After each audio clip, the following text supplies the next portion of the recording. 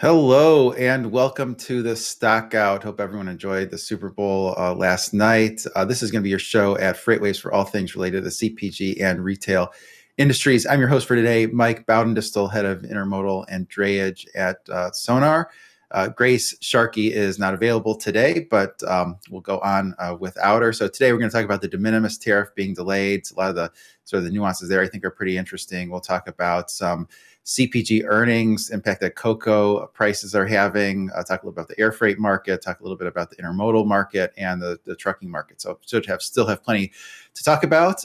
Before I do that, I want to make sure everyone knows how to sign up for the Stockout newsletter, which can be found at FreightWaves.com. Up at the top, you see newsletters, second one there under Market Insights, a Stockout. So we'll have be in your inbox every Wednesday for news on CPG and retail, as well as the freight market and a peek into what is happening in Sonar. So with that, I want to get into the first topic today. So the de minimis tariff is being delayed. You have some good articles up here on the site. This one's written by Eric Kulish. White House pauses this de minimis ban on Chinese e-commerce. So if you're not following this is anything less than $800 in value is exempt from the tariffs, particularly important from China. And it does seem like these are only going to be delayed up until the Commerce Department can confirm that there's procedures and systems in place to process packages and collect that tariff revenue. The rationale is that not having the delay would just overwhelm customs officials, and not having those procedures in place, that it would be, they'd just be so swamped with all of these small packages or these small e-commerce packages that other things, there just wouldn't be the personnel to process those. So a lot of the trade professionals have been warning about that this would just cause a huge backlog if all of a sudden the de minimis exemption went away.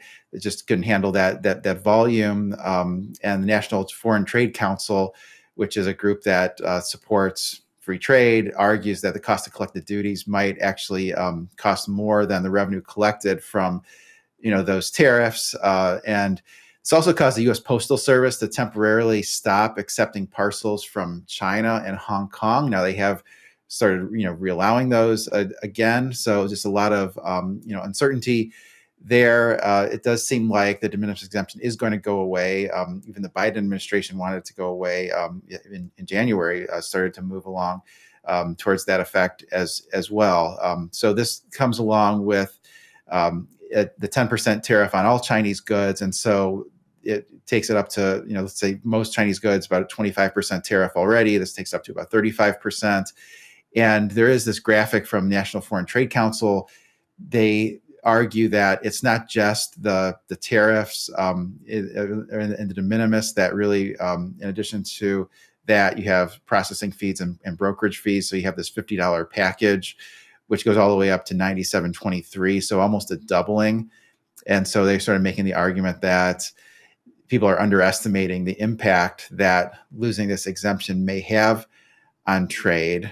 I also found some pretty good sort of tidbits about the de minimis that I thought were interesting. Sort of started in 1930 with a $1 exemption, and the intention of that was allowing travelers to bring back, souvenirs. Another interesting point is that the U.S. has one of the highest de minimis thresholds in the world. So, United States was $800. This was raised from $200 in 2015.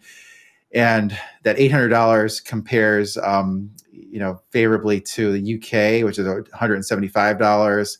Japan is about $50, Mexico $40, and Canada $15. So all these other countries just have a much lower threshold than the U.S. has. There are 1.3 million packages that were qualified for the de minimis coming into the United States. Shein and Temu likely responsible for about 30% of those shipments. And the House Select Committee thinks about nearly half of the de minimis shipments originate in China. I've seen other estimates, like Baird Equity Research says that China thinks China is about 75%. So clearly, large part of it coming from China and coming from Shein and Temu specifically. And assuming that the de minimis does in fact go away, Shein may be more impacted than Temu. And part of the reason for that is that some are having more local inventory in the U.S. So more than a third of Temu's U.S. orders are now fulfilled by local sellers in the U.S. Shein still largely using that model where made to order in China, trying to take advantage of the exemption while it still lasts. Another interesting tidbit: average Shein order is about $70, which I actually thought it was something lower than that. But so lots coming in, and a lot that could change there. I also have an article here that Eric Kulish wrote on the air cargo industry, which how that could be impacted. Which that's sort of one of the immediate things that could really change. I mean, largely the Shein business model is made to order, and then it comes over on air cargo. So basically, you think of typical air cargo shipments as being sort of high value type goods, and sort of it's opened up this whole new revenue stream for air cargo that normally would not move via air cargo. And the idea was to make up some of the difference of not having those goods in inventory close to the consumer, since they do have to be made to order. And he has an interesting stat here. U.S. imported more than 2.5 million tons of air cargo from China last year. And of those 2.5 million, about 1.3 million, so more than half, are tons of cheap e-commerce products that are potentially impacted by the de minimis shipment. And so this is likely to really have a big impact on air cargo rates. We do have one big sonar customer who uses really ships via every mode, including air cargo. And his perception was, he ships industrial equipment on air cargo. His perception was that there was just so much space taking up from these e-commerce companies that it just didn't leave a lot of space for other items that have historically moved via e-commerce. And so you can look at what this does to the air cargo rates. You have a sonar chart from Drewry air freight rates, which goes through this. And so what this is these are rates. This comes out monthly. These are from Drewry. It's showing the rates from Hong Kong to LAX. And you sort of see in the left part of that chart before the pandemic, sort of pretty well behaved, sort of in that let's call it $3 to $4 range, and you would just sort of have those spikes towards the end of the year. You see kind of there's a spike towards the end of 2015, another spike towards the end of 2016, et cetera, and all that sort of changed, during COVID, with all the grounding of the aircraft, and it was really at an extraordinary level there, and it sort of only partially normalized, after COVID, and it sort of stayed higher, let's say during the seasonally weaker parts of the year than it even did before COVID during the strongest parts. You still do get those spikes like you had at the end of 2024, at the end of 2025, but even the weak time of the year, first half of the year was sort of stronger than, let's say, the peak in 2019. And so it does seem likely this de minimis goes away. This goes down to maybe pre-pandemic levels, maybe something higher, but certainly something lower than what we've seen. So a lot in flux with the air cargo. Another interesting thing with air cargo that I find is that after the pandemic, the routings of aircraft are just a lot different than they used to be because there's a lot less business travel. And so there's just as much or if not more leisure travel. And so there's fewer flights, let's say from New York to Frankfurt, but more from LA to Bali. Well, a lot of the air cargo packages need to go to those major commerce hubs, so they need to go to the Frankfurt area, and so you don't have enough capacity where the packages need to go, and excessive capacity where they don't need to go because they don't need to go where the leisure travelers go. So that's something I find interesting. Another implication for all of this change to de minimis is what it may have on UPS. UPS is a company that's been struggling. You see its stock has been weak the last few years. Not even just in relation to both the broader markets and their peer FedEx, and they've struggled with the mix of shipments where it's gone towards the lower value items that are lower service, that they require lower service levels, and they're trying to demarket some of that e-commerce shipments. They came to a new agreement with Amazon to move about half the volume they were moving before. And I think sort of the question becomes is the losing the de minimis when it eventually, do have those customs officials in place, those procedures in place. Is it going to have a material market on parcel industry? I've seen differing opinions about that. Flexport had a webinar last week, and they think it is going to have a material impact. I've also seen stock analysts, say that they don't expect it to have, as big of a material impact as some people are expecting. So it's definitely going to be something to watch in the retail industry. I want to move on to the next topic here, which is cocoa prices are impairing the CPG outlook for a number of companies. You can bring up the cocoa, prices, and this has been pretty wild, where they've more than doubled from the end of 2023. And even before then, they were on sort of an upward trajectory, but basically they basically tripled, come down some, but they're still about twice as high as they were at the end of 2023. And some of the companies will have forward agreements in place, and so they can hedge for a period of time, but you can only sort of do that for so long before it impacts margins. You have to pass on higher prices. CPG companies have agreements in place with the retailers that they can't pass on all of their cost increases right away. And so some companies have guided down earnings expectations because you do have this price pressure in cocoa, and then some of the other ingredients like sugar that go into a lot of these CPG items. And really sort of the ultimate reason for this is that there's been very difficult growing conditions in the Ivory Coast and Ghana. So about a little bit more than half of cocoa is grown in those two countries. And it's causing a lot of pricing pressure. So some of the things that Hershey said when they reported, their CEO, Michelle Buck, who I guess is expected to retire here pretty shortly, she says that they expect the surge in cocoa prices to put significant pressure on earnings in 2025. And so they expect net sales to still grow about 2%, but the adjusted gross profit margin is expected to contract between 650 and 700 basis points due to the cocoa prices, sugar, and other raw materials inflation, and including some degree of inflation in workers' wages, as you would probably expect. And so the response to this is that they expect to adjust pricing, not a surprise there, adjust pack architecture, formulations, demand shaping, and investment strategy. Well, part of it might be some of the formulations. There are some alternatives out there to cocoa, but you can't do that for everything. They still want to protect sort of the core ingredients. So, there's a lot there. There are some companies out there that are trying to have kind of a synthetic cocoa that can be used as ingredients. So that's something to watch as well.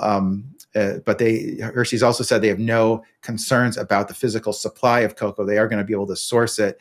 It's just going to be more expensive. Another thing they said that was interesting was on the GLP-1 drugs, is that they're having a mild impact. Those are the words that Hershey's used, the mild impact on volume at the company, but would say that was a departure from what we've heard from a lot of CPG companies in the early days of these GLP-1 drugs, where they said that they just really weren't seeing any impact. Wall Street never believed that, and has put pressure on the CPG companies. A lot of them underperformed, last year relative to the broader market. Another company that's struggling with the higher cocoa prices is Mondelez. Mondelez, you think of their most well-known brand is Oreo, but they're really in a large number of other types of cookies and biscuits. They're talking about a 10% reduction in earnings per share in 2025.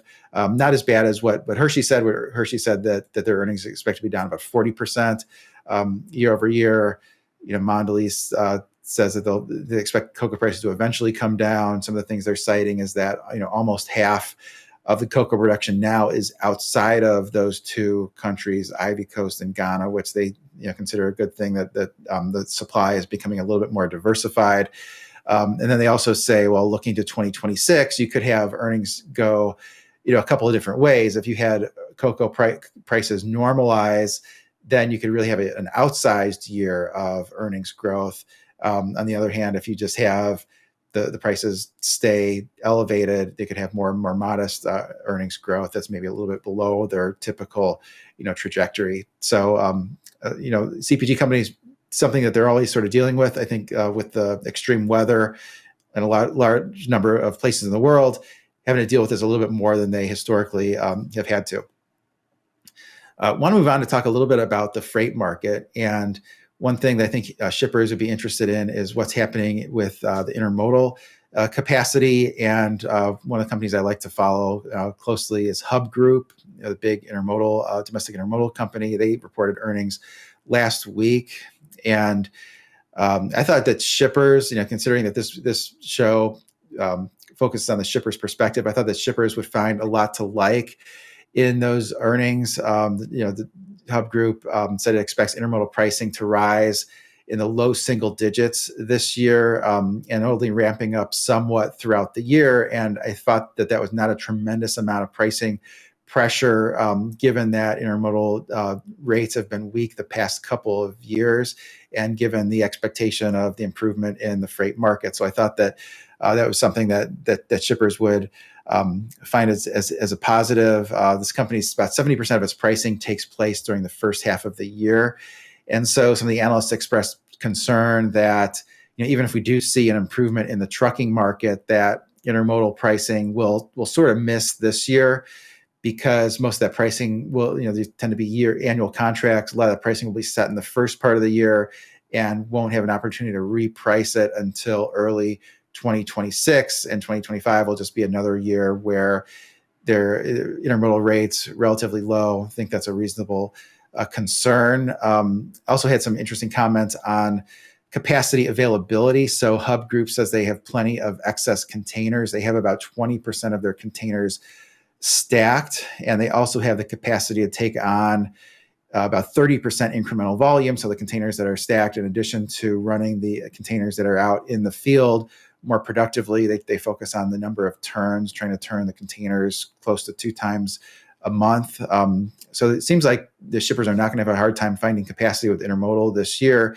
I actually heard something similar from J.B. Hunt, that they still, what J.B. Hunt said on its earnings call is that it can handle additional capacity in its existing containers, and that's not even considering the containers that they acquired from Walmart, which I believe was 7,500 containers. And so when you start to think about intermodal pricing, it might go up some as the overall freight markets improve, but don't think it'll be tremendous. And another nuance here is that the pricing changes won't be uniform across lanes, and these intermodal carriers are planning to take rates up more significantly on head haul lanes. So those would be lanes like LA to Chicago, LA to Dallas, that are really where a lot of the concentration of moving the imports inland are. And they won't rise as quickly on backhaul lanes, or lanes where they're trying to balance the network. And what we're showing here on the screen is a way to ascertain whether a certain intermodal lane is a head haul lane or not inside of Sonar. And so here we're taking a look at just domestic intermodal containers, so 53-foot containers between Hagerstown and Harrisburg, Chambersburg. So we all sort of lump those together, Western Maryland and Pennsylvania, Central Pennsylvania to Chicago, which is a dense lane. And the loaded containers are in red, the empty containers are in white. And so you've sort of seen this spike up in empty containers there in white. So this is a lane that, even though most intermodal companies are taking prices up, if I'm a shipper, I'm looking at this lane, I'm thinking about my rates coming down, because there's a significant number of excess containers in that lane, and the number of empty containers is growing because the carriers are wanting to reposition those empty containers to Chicago, which is the biggest hub for the railroads and for intermodal. So that's something where, if I'm a shipper, I can be a little bit more aggressive in my negotiations. And it's one of the benefits of Sonar. We have intermodal volume that's broken out sort of every which way by container size, by lane, just looking at domestic containers, just looking at international containers, just looking at loaded, just looking at empties. So if anyone wants to look at this in detail, happy to give them a demo. Want to move on to the next story here, which is Chart of the Week article. One thing to get in the habit of is every Saturday, or at least most Saturdays, my colleague Zach Strickland market analyst, writes up a report on just whatever he finds interesting, really, and within the Sonar data product. And this week it was winter spot rates slide, but at a seasonal pattern. And sort of the debate here is, if you bring up the Sonar chart, is that the past few weeks you've seen rates come down, truckload spot rates come down, which is the white line, in a way where it just eliminates fuel surcharges. So we're using a spot fuel base at $1.20 and removing fuel that's in excess of that. And then the pink line is a dry van, tender rejection rate, and you do see how those move together. If anything, the tender rejection rate and tends to lead the spot rate a little bit. But sort of the concern would be, you just sort of look at this and say, well, it's really come down a lot the past few weeks. What's happening? Is it that's volume's coming down, that somehow capacity is coming into the market? But really, what Zach's arguing here is that this is sort of typical seasonality. This is a time of year where there's less consumption. A lot of the inventories have been brought down from the Christmas holiday, and even January is sometimes better than some people expect, because there's a lot of redemption of gift cards that were given during the holiday season. So February is tends to be a lull. It's certainly a lull at the ports now that we're into Chinese New Year. So there's less demand usually, and so this is kind of something that's expected seasonally. But you do have tri-van tender rejection rates fell from about 7.7% in January to 5.3% on Thursday. It doesn't seem like it's enough to be a concern. Usually March is when the freight market tends to heat up. It's kind of the early movement of some of the summer merchandise. That summer merchandise tends to be big, bulky in nature, takes up a lot of space and trucks. You think about things like patio furniture, grills, et cetera. And so another argument that Zach's making here is that the freight market, with a lot of these statistics, have gotten to be more reactive to things like holidays, whereas you go back the past couple of years, you'd have a holiday pass and just really haven't seen much change in tender rejection rate, even though we know that carriers and drivers take time off during those holidays. So you would expect kind of a bigger spike than we would see. But this holiday season saw a very sizable spike, and part of that was a good movement of goods for the holiday season. I think most of the retailers were happy with what they saw this holiday season, particularly the big ones. But it did see the freight market get to be more sensitive to those the demand shifts than we have seen in the past. So the message to shippers is still that freight market tightening is coming likely this year, and don't position your routing guide in such a way that you're going to have your freight rejected in large numbers. Maybe don't be too aggressive. Have a diversified group of carriers and have rates where you're going to get good service. So sort of stay the course there. Don't react too heavily to short-term changes in spot rates or tender rejection rates. A couple of other things I thought were interesting from the past week is Amazon. Their shares were down. I guess they've had some of that was beat the fourth quarter expectations, but forecast a little bit slower 1Q growth. This is one that also could deal with some of those. It's interesting to see what's going to happen with de minimis and Amazon. They move some things overseas that would qualify for it, but at the same time, they compete with a lot of the companies that are just even more impacted by de minimis. And another thing here is that I think the change in the Federal Trade Commission, it sort of puts to rest some of that concern that they were abusing a monopoly position by exploiting their sellers on the Amazon marketplace. So it's one that I think is going to continue to grow. But we'll see on that one. And then there were some other articles I thought were interesting on things like the impact in kind of Just Food newsletter, Supermarket News. It talked about the impact of tariffs on food prices potentially, and really a tremendous amount of the food comes from Mexico and Canada. So if those tariffs really do come from fruition, like something like 63% of produce, 47% of fruits and nuts consumed in the U.S. come from Mexico, and about 34% of meat consumed here comes from Canada. So those things have very big implications for CPG industry, assuming that those tariffs ever really do come to fruition, which I think is anything but a certainty at this point. So with that, we're about out of time. Would encourage everyone to keep watching FreightWaves.com for the latest news on tariffs and other things, and hope everyone has a good day.